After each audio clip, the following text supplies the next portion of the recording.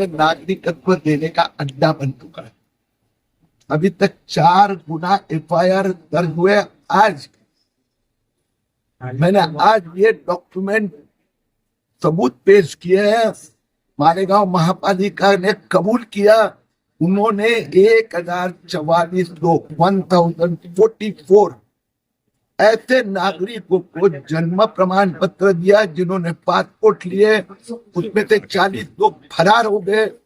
उस व्यक्ति की एक भी जानकारी, कागज, फोटो महापालिका के पास नहीं है। तो इस प्रकार से 1044 लोगों को जो बेनामी है घोस्ट आइडेंटिटी मालेगांव महापालिका ने दी है, उनके विरुद्ध में आज मालेगांव किला पुलिस स्टेशन में मैंने शिकायत दी है।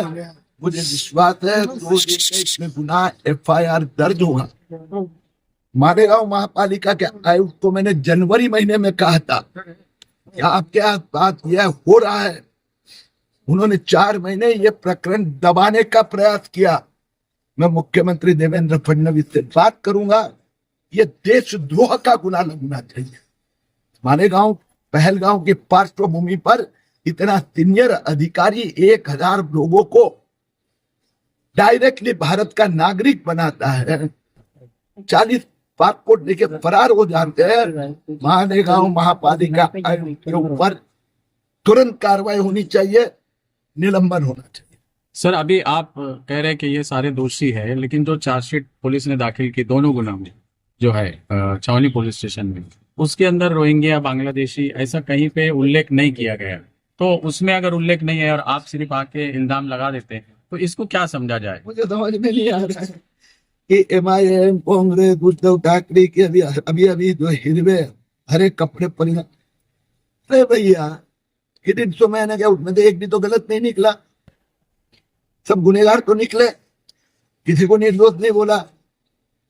मुद्दा पुलिस की दृष्टि से अपात्र है जिन्होंने फर्जी दस्तावेज दिए और जिनके पास यहाँ के जन्म का कोई प्रमाण पत्र नहीं है, खुद का नहीं है, उसके भाई का नहीं है, माँ का नहीं है, बाप का नहीं है, किसी का नहीं है, तो यहाँ के तो नहीं है ना। ये तो आगे जांच में फिर ATS आएगा, NIS आएगा और उनको पूछेंगे तू है कहाँ का। एक भी उद्धव ठाकरे, संजय राउत सिद्ध तो नहीं कर पाए ना कि इसके पास जन्म प्रमाण पत्र है, इसके माताजी के पास है। क्या उन्होंने पुलिस की FIR रद्द की? नहीं की। इसके लिए ये सब घुसखोर है, कार्रवाई होगी। एडिशनल SP साहब SIT के सचिव है। जो SIT स्थापना हुई है, SIT बनी है, उसके सचिव है। और आज इत्तेफाक से के कमिश्नर साहब, हेल्थ ऑफिसर, ये सब यहाँ पर हमारी मुलाकात, इन लोगों से जॉइंट मीटिंग हुई, बातचीत हुई और हमने उनसे यही कहा कि किरीट सुमैया जो मालेगांव बार बार आते हैं तो वो दबाव बनाने के लिए आते हैं और दबाव में काम करवाना चाहते हैं और शहर को बदनाम करना चाहते हैं।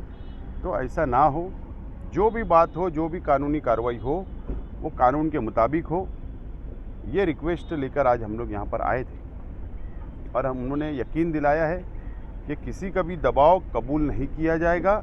जो पेपर नज़र आएंगे, जो कानूनी बात होगी, वही हम लोग आगे बढ़ेंगे। ऐसा किसी का भी दबाव हम लोग कबूल नहीं करेंगे। इस तरीके का हमको आश्वासन, यकीन उन्होंने दिलाया है। सुमैया ने अभी किला पुलिस स्टेशन में तकरार देने के लिए गए थे। उन्होंने कहा कि 1025 जन्म दाखिले जिनके दस्तावेज नहीं थे उन्हें दिया गया और ये कमिश्नर की निगरानी में हुआ, इसलिए मालेगांव महानगर पालिका कमिश्नर पर देशद्रोह का गुना दाखिल किया जाए। मेरा तो ये बोलना है कि किरीट सुमैया के ऊपर देशद्रोही का गुना दाखिल करना चाहिए। वो देश में हिंदू मुस्लिम लड़ाकर ये देश को कमज़ोर करना चाहते हैं। किरीट सुमैया तकरीबन 4 महीने से मालेगांव शहर के अंदर आ रहे हैं और जा रहे हैं और हर वक्त बांग्लादेशी और रोहिंग्या मुसलमान यहाँ रहते हैं और इन्होंने डुप्लीकेट पेपर बनाए, ऐसा इल्ज़ाम लगाए। एक भी चीज़ वो साबित नहीं कर पाए और अभी कमिश्नर पर देशद्रोही का गुना दाखिल करने की डिमांड करके कमिश्नर को दबाव में लेकर गलत काम करवाना चाहते हैं।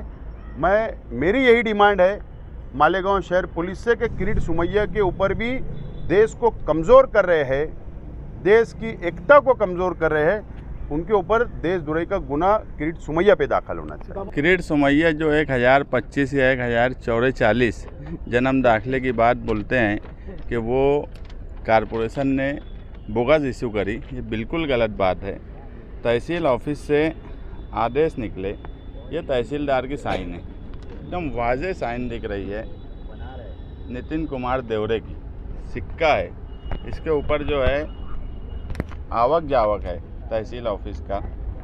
अब ये सब चीज़ें होने के बाद भी अगर ये बोगस है तो किरीट सोमैया का तो ऐसा है कि उनके एक लेटर पर एसआईटी बैठ गई मालेगांव में, तो वो ओपिनियन ले ले पूरे दाखिले का कि ये सिक्का साइन जो है वो तहसीलदार की है कि नहीं है, दूध का दूध और पानी का पानी हो जाएगा। ये सब छछंद है, कारपोरेशन में आना, किला पुलिस स्टेशन जाना, यहाँ आना, मानते हैं ये छछंद है। अगर कानूनी तौर पर कुछ करने की बात है तो सीधा सा सीएम साहब को अगर वो बोल दे कि ओपिनियन इनका ले लो, या वो खुद ले ले ओपिनियन, या पुलिस डिपार्टमेंट को बोल दे कि सिग्नेचर और सिक्के का ओपिनियन ले ले, तो बात साफ़ हो जाएंगी। मुस्तकीम भाई, आपने कल एक चैलेंज किया कि आमदार अपना पावर दिखाए, कमेटी बुलाए। बाहर का एक नेता आता है जो किसी पद पर नहीं है संवैधानिक, वो अर्जन अधिकारियों को बुला लेता है, प्रांत भी आ जाता है, कमिश्नर भी रहता है, आरोग्य डिपार्टमेंट भी रहता है, लेकिन तहसीलदार भी रहता है, लेकिन एमएलए जो एक संवैधानिक पद पर है वो मीटिंग बुलाने के चैलेंज को अभी तक कबूल नहीं करा, क्या कहेंगे आप? ये तो 10 तारीख तक की बात है ना, अभी आज कैसे बोलेंगे? 10 तारीख तक, एक कल बोला और आज ही उसका क्या जवाब देंगे?